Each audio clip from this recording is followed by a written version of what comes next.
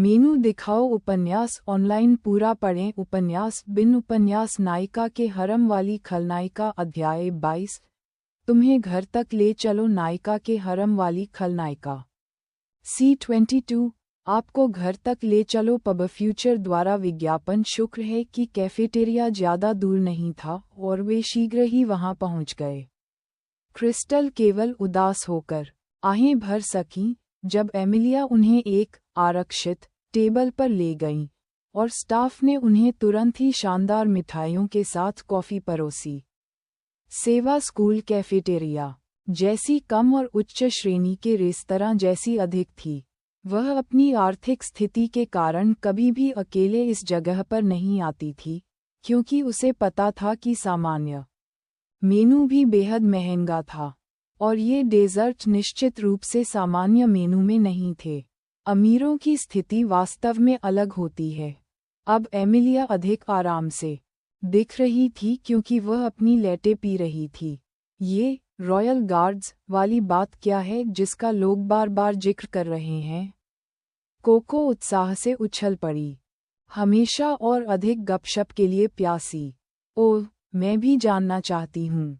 पेनी, जो अभी भी नाराज थी क्योंकि उसे अपनी राजकुमारी के बगल में बैठने की अनुमति नहीं थी, एक प्रकाश बल्ब की तरह चमक उठी, एक अधीनस्थ की तरह जिसे अंततः अपने दुनिया को बदलने वाले कार्यान्वयन के विचार को अपने हमेशा मायावी वरिष्ठ के सामने दिखाने का मौका मिला। राजकुमारी, जिस क्षण से मेरी नज़र आपके दिव्य स्वरूप पर पड़ी, मैं आपका प्रशंसक बन गया। आपके मनोहर स्वभाव और सौम्य मुस्कान ने मेरी आत्मा को प्रज्वलित कर दिया है, और जिस तरह से आपने दुष्टों के दिलों में भय पैदा करने के लिए आगे बढ़कर काम किया, उससे मेरा खून खौल उठा था। एमिलिया का चेहरा लाल हो गया और वह समझ नहीं पा रही थी कि इस अतिशय चापलूसी का जवाब कैसे दे। यहाँ तक कि जब वह वास्तव में एक राजकुमारी थी, जिसे चिकने कुलीन पुरुषों की ओर से सभी प्रकार की बेतुकी चापलूसी का सामना करना पड़ा था, तब भी उनके कपटपूर्ण शब्द उसके लिए उतनी ही तीव्र परोक्ष प्रशंसाओं के साथ जवाब देने में कोई चुनौती साबित नहीं हुए। लेकिन पेनी की नज़र एक मासूम बच्चे की तरह थी जो अपनी मूर्ति को देख रहा था, ईमानदारी और सच्ची प्रशंसा से भरा हुआ। ये देखकर एमिलिया अवाक रह गई। मैं तुमसे बहुत प्यार करता हूँ, इसलिए मैंने तुम्हारे अनमोल शरीर और अनुकरणीय प्रतिष्ठा दोनों की रक्षा के उद्देश्य से शाही शूरवीरों को इकट्ठा किया है। सिंथिया खिलखिलाते हुए लोटपोट हो रही थी। मेरी खलनायिका का चेहरा तो देखो, बंदर की गांठ की तरह लाल। आहा, एमिलिया ने अजीब तरह से अपने लाल गालों को खुजलाया और अपने शरीर से आ रही अप्रिय हंसी को नज़रअंदाज कर दिया। हालांकि मैं इस बात से खुश हूं कि कोई तो है जो मेरी इतनी प्रशंसा करता है, लेकिन आप ऐसे क्लब में जाकर क्या करेंगे? आपकी रक्षा के लिए हम युद्ध में प्रशिक्षित हैं। हम सूचना एकत्र करने में खुद को प्रशिक्षित करते हैं ताकि यह सुनिश्चित हो सके कि आपके आसपास कोई दुर्भावनापूर्ण अफवाह न हो और आपका प्रशंसक डेटाबेस हमेशा अद्यतित हो। लड़की की लंबाई मुश्किल से 4 फुट थी, लेकिन उसके शब्दों में आत्मविश्वास बहुत ऊंचा था। और सबसे महत्वपूर्ण बात, उन दुर्भावनापूर्ण ताकतों के खिलाफ युद्ध छेड़ने के लिए हमेशा तैयार रहें जो हमेशा उस न्याय को कमजोर करने की कोशिश करती हैं जिसके लिए हमारी राजकुमारी इतनी मेहनत कर रही है। पहले तो एमिलिया ने सोचा कि छोटी लड़की बहुत भोली है और शायद उसे किसी तरह उसके विचारों को खारिज करके उसे ज़्यादा नुकसान पहुंचाए बिना कुछ अधिक उत्पादक कामों में लगाना चाहिए। लेकिन जिस तरह पेनी ने अपनी फूली हुई बातों से श्रीमती मैकमिलन को भ्रमित कर दिया था, उसी तरह एमिलिया भी सोचने लगी थी कि एक युवा लड़की द्वारा न्याय के अपने विचार का अनुसरण करने में कोई वास्तविक हानि नहीं है। क्लब के नाम के बारे में क्या? खैर, इससे उसे थोड़ी शर्मिंदगी हुई, लेकिन ऐसा नहीं था कि वे इसका इस्तेमाल दुर्भावनापूर्ण तरीके से उसे बदनाम करने के लिए कर रहे थे। इसके खिलाफ ज्यादा होने की कोई वजह नहीं थी। पब फ्यूचर द्वारा विज्ञापन इससे उसे अपनी प्रतिष्ठा को और भी तेजी से बनाने में मदद मिल सकती है। उसे बस ये सुनिश्चित करना था कि ये प्यारे छोटे बच्चे हद से ज्यादा गलत काम न करें। पेनी को ऐसा लगा जैसे उसे मुर्गी के खून का इंजेक्शन लगा दिया गया हो जब उसने देखा कि एमिलिया ने इसका विरोध नहीं किया। क्या इसका मतलब ये है कि मेरी राजकुमारी हमारे साथ शामिल होगी? बहुत बढ़िया। लेकिन एमिलिया ने अपना सिर हिलाया, जिससे उसके सपने चकनाचूर हो गए। दुर्भाग्य से मैं ऐसा नहीं कर सकती, पेनी, लेकिन मैं तुम्हारा साथ दूंगी। पेनी कुछ पल के लिए उदास हुई, फिर उसकी मुस्कान पूरी ताकत से लौट आई। चूंकि उनके क्लब का उद्देश्य हमेशा राजकुमारी की रक्षा करना था, तो वह उसके फैसलों पर सवाल कैसे उठा सकती थी? ओह, कोई बात नहीं। कृपया मेरा नंबर जोड़ दो, राजकुमारी। कृपया मुझे किसी भी समय कॉल करो और मैं कुछ ही मिनटों, नहीं, सेकंडों में तुम्हारे लिए वहां पहुंच जाऊंगा। मैं वादा करता हूँ। एमिलिया ने सिर हिलाया, लेकिन उसने अपना फ़ोन नहीं निकाला, जैसा कि अन्य लोगों ने सोचा था। मैं अपना फ़ोन लाना भूल गया, इसलिए मैं तुम्हारे लिए अपना लिख लूँगा। बेशक, हालांकि वह स्मार्टफ़ोन का उपयोग करना सीखने की कोशिश कर रही थी, लेकिन उसे नहीं लगता था कि वह अभी तक इसमें पूरी तरह कुशल हो चुकी है। बेवकूफ़ की तरह न दिखना चाहती हुई, उसने इसे अब तक घर पर ही भूलने का फैसला किया। ऐसा लगता है कि उसे कल से इसे अपने साथ लाना होगा, नहीं तो यह अजीब लगने लगेगा। पेनी को अंततः अपनी सीट से उछलकर एमिलिया के करीब जाने का एक उचित बहाना मिल गया, और इस बार डिक्सी केवल नाराजगी के साथ उसे ऐसा करने की अनुमति दे सकी। एमिलिया ने सोचा कि वह अपना नंबर लिखने के लिए एक नोटबुक निकालेगी, या शायद उसे अपना फ़ोन देकर नंबर दर्ज कर लेगी। यह अच्छी बात है कि उसने अपना नंबर याद कर लिया था, और ऐसे बुनियादी काम भी उसके लिए कोई बाधा नहीं बनेंगे। लेकिन वह लड़की बहादुर थी, और पूरी तरह से दिमागी रूप से मृत। प्रशंसक। उसने एक स्थायी मार्कर निकाला और साहसपूर्वक अपने बालों को अपने माथे से दूर कर लिया, जैसे कि भविष्य में एमिलिया के चलने फिरने वाले बिजनेस कार्ड के रूप में काम करने का दृढ़ संकल्प हो। यहाँ, राजकुमारी, शुक्र है कि एमिलिया मूर्ख नहीं थी, और उसने हंसते हुए लड़की की हथेली खींच ली, और उसका नंबर बड़े करीने से लिख दिया। मैं ये हाथ कभी नहीं धोऊंगा। ऐसा नहीं है कि मैं तुम्हें छूने के बाद इसे धोने वाला था, राजकुमारी। एमिलिया इस विचार से थोड़ी भयभीत हुई, लेकिन उसने इसे अपने चेहरे पर जाहिर नहीं होने दिया। कुछ बच्चों के मन में वाकई बेतुके विचार होते हैं, है ना? मैं आग्रह करता हूँ कि मेरे सभी शूरवीर उचित स्वच्छता का पालन करें, पेनी। क्या तुम मेरे लिए ऐसा नहीं करोगी? लड़की तुरंत सीधी खड़ी हो गई, मानो उसे कोई दैवीय आदेश प्राप्त हुआ हो। बिल्कुल साफ। मैं वादा करता हूँ, आपके सभी शाही शूरवीर हमेशा बिल्कुल साफ सुथरे रहेंगे। दिन में 10 बार नहाएं। हर 15 मिनट में हाथ धोएं। हमेशा सैनिटाइजर साथ रखें। अन्य 3 लड़कियां एक दूसरे की ओर देखने लगीं, तथा एमिलिया पर दया करने लगीं, क्योंकि वह पेनी नामक पेंडुलम को एक चरम से दूसरे चरम पर जाने से रोकने की कोशिश कर रही थी। अंत में, पेनी ने अनिच्छा से जाने से पहले उन्हें एक बार फिर अपने पंथ में भर्ती करने की कोशिश की, अपनी राजकुमारी के आदेशों को अस्वीकार करने में असमर्थ। वह पूरी तरह से असफल नहीं हुई, क्योंकि कोको ने वास्तव में सप्ताहांत के बाद साइन अप करने का वादा किया था। मेज पर बैठे सभी लोगों ने सामूहिक राहत की सांस ली। पब फ्यूचर द्वारा विज्ञापन डिक्सी ने आंखें घुमाईं। उफ, आखिरकार झुंझलाहट दूर हो गई। एमिलिया मुस्कुराई। हालांकि पेनी थोड़ी शरारती थी, लेकिन उसे नहीं लगा कि वह लड़की अप्रिय है।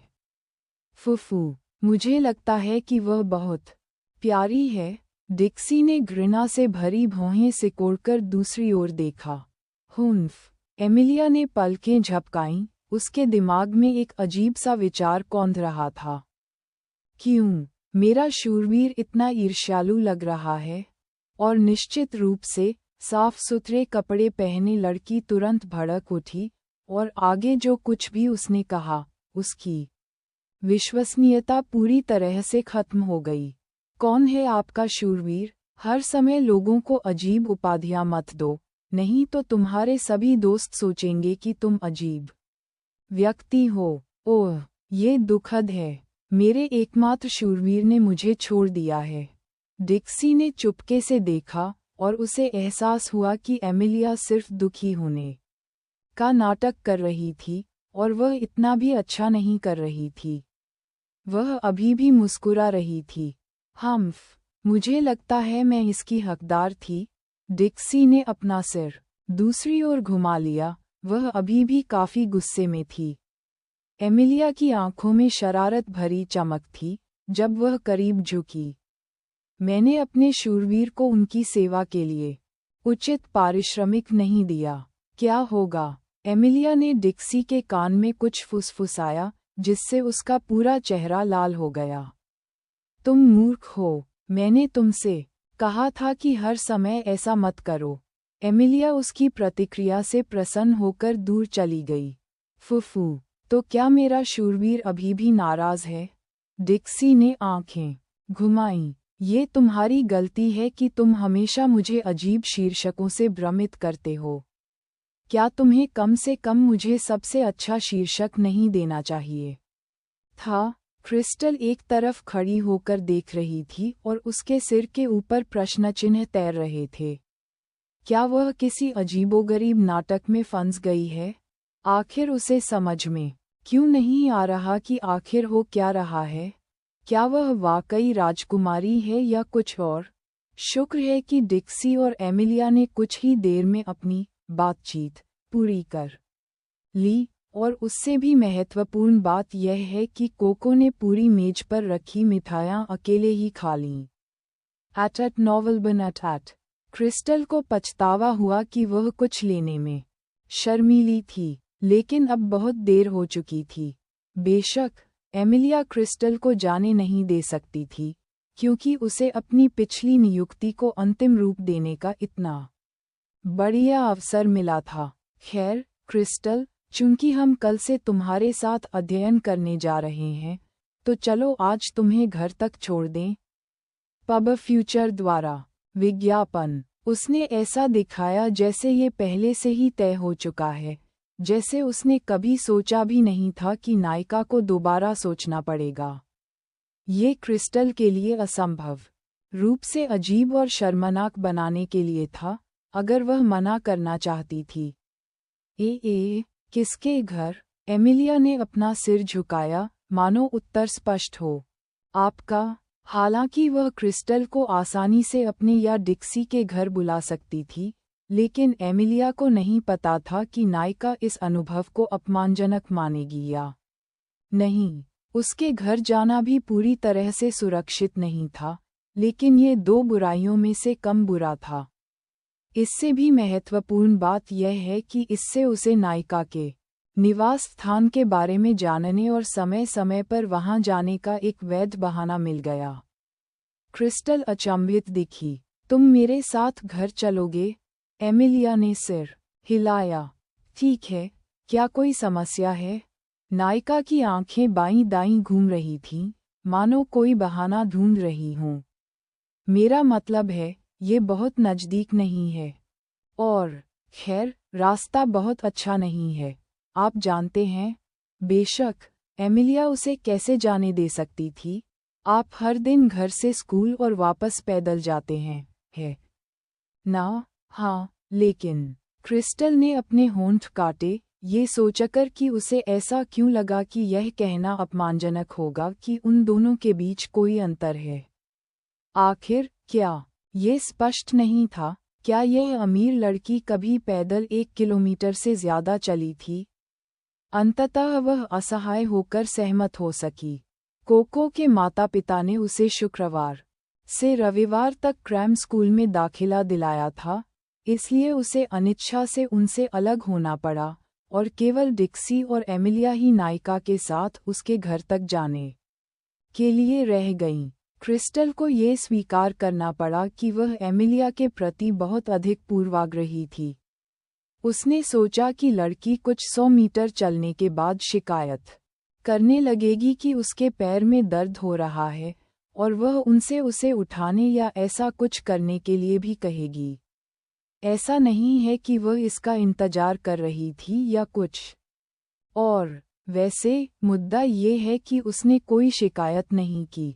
वास्तव में दोनों अमीर लड़कियां एक दूसरे के साथ बातचीत और हंसी मजाक में बहुत अच्छा समय बिता रही थीं। उनकी बातचीत अभी भी ज्यादातर कोको और पेनी के इर्द गिर्द ही घूम रही थी। यहाँ तक कि उनके पीछे कोई अंगरक्षक भी नहीं था, जिसे क्रिस्टल ने बिल्कुल बेतुका पाया। क्या ये बहुत अजीब नहीं है? मेरा मतलब है, क्या वह चलती फिरती सोने की टिकट नहीं है जिसे हथियाना बहुत आसान है? अगर मैं ठग होता तो मैं यह मौका कभी नहीं छोड़ता। और जैसा कि मैंने कहा, हालांकि कोको का मस्तिष्क बंदर का हो सकता है, फिर भी आकार में भारी अंतर के कारण यह उस बौने से बड़ा ही होगा, है ना? लेकिन आकार कोई मायने नहीं रखता, वरना क्या वे सभी बड़े तगड़े आदमी पृथ्वी पर सबसे बुद्धिमान लोग नहीं होंगे?